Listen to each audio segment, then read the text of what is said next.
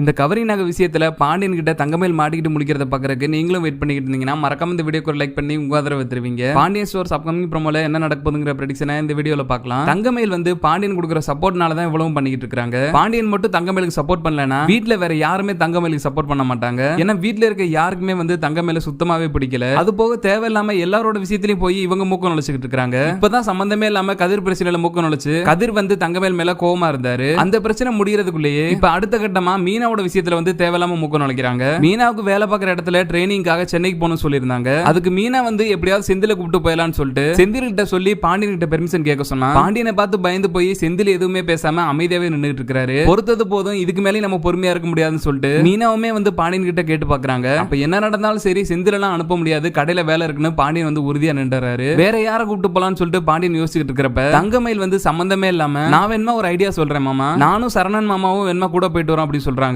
இதை கேட்டதுமே வீட்ல இருக்க எல்லாருக்குமே பயங்கரமா கோவம் வருது. மீனா அவங்க வேலை விஷயமா சென்னைக்கு போறாங்க. அதுக்கு கூட செந்தில் போனா ஒரு ஹெல்ப் ஆவாது இருக்கும். அதுல போய்கிட்டு சம்பந்தமே இல்லாம இவங்களும் சரணனும் போறதுக்காக பிளான் போட்டுட்டு இருக்காங்க. இதெல்லாம் கேட்டுக்கிட்டு மீனா அமைதியா இருந்தாலும் ராஜி வந்து இதெல்லாம் பொறுத்துக்க முடியாம மீனாவுக்கே தங்கறதுக்கு ஒரு ரூம் தான் கொடுப்பாங்க. அதுல இவங்க ரெண்டு பேரும் போய் எப்படி இருக்க முடியும் அப்படின்னு சொல்லிட்டு அவங்களுக்குள்ள இருக்கிற கோபத்தை வெளிப்படுத்திடுறாங்க. தங்கமேலோட இப்படி ஆக்டிவிட்டிஸ் எல்லாமே வீட்ல இருக்கவங்க எல்லாத்தையுமே ரொம்பவே கோவப்படுத்திக்கிட்டே இருக்கு. இன்னொரு பக்கம் தங்கமேல் வந்து எப்படியாவது வீட்ல இருக்க கவரிங் நாயை கொண்டு போய் அவங்க அம்மா கிட்ட கொடுத்து லாக்கர்ல வச்சலாம்னு சொல்லி பிளான் பண்ணியிருந்தாங்க. ஆனா அதுக்கெல்லாம் ஒரு முடிவு கட்டுற மாதிரி பாண்டியன் வந்து அந்த நகையை கொண்டு போய் எதுக்கு உங்க அம்மாவோட லாக்கர்ல வைக்கணும், அதுதான் கோமதிக்குனே லாக்கர் இருக்கு, கோமதி லாக்கர்ல வச்சலாம்னு சொல்லிட்டு தங்கமேலோட நகையை எடுத்துட்டு வர சொல்லிடுறாங்க. இத கொஞ்சம் கூட எதிர்பார்க்காத தங்கமேல் வந்து லாக்கர்ல வைக்கிறதுக்கு முன்னாடி நகையை எது செக் பண்ணிடுவாங்களோன்னு சொல்லிட்டு இவங்களே வாலண்டியரா கோமதி கிட்ட விடாம கேள்வி கேட்டுக்கிட்டே இருக்காங்க. இதனாலே கோமதிக்கு வந்து தங்கமேல் மேல இவ்வளவு டவுட் வருது. நீ எதுக்கு நகையை உரசி பார்ப்பாங்களான்னு சொல்லிட்டு அடிக்கடி கேட்டுக்கிட்டே இருக்கிறேன்னு சொல்லிட்டு கோமதி வந்து தங்கமேல் கிட்ட கேட்கறாங்க. பதில் சொல்ல முடியாம முழிக்கிற தங்கமேல் வந்து என்னைக்காவது ஒரு நாள் இதுக்கு பதில் சொல்லியே தான் ஆகணும். கூடிய சீக்கிரமே அது நடந்தாதான் தங்கமேலும் இப்படி பண்றதை நிப்பாட்டுவாங்க, பாண்டியனுமே வந்து தங்கமேல சப்போர்ட் பண்றதை நிப்பாட்டுவாரு. அடுத்த வாரத்துக்குள்ளே இதெல்லாம் நடந்து தங்கமேல ஆட்டத்துக்கு ஒரு முடிவு கட்டிட்டா நல்லா இருக்கும்னு நீங்களும் நினைச்சீங்கன்னா மறக்காம இந்த வீடியோக்கு ஒரு லைக் பண்ணி உங்க ஆதரவு தருவீங்க.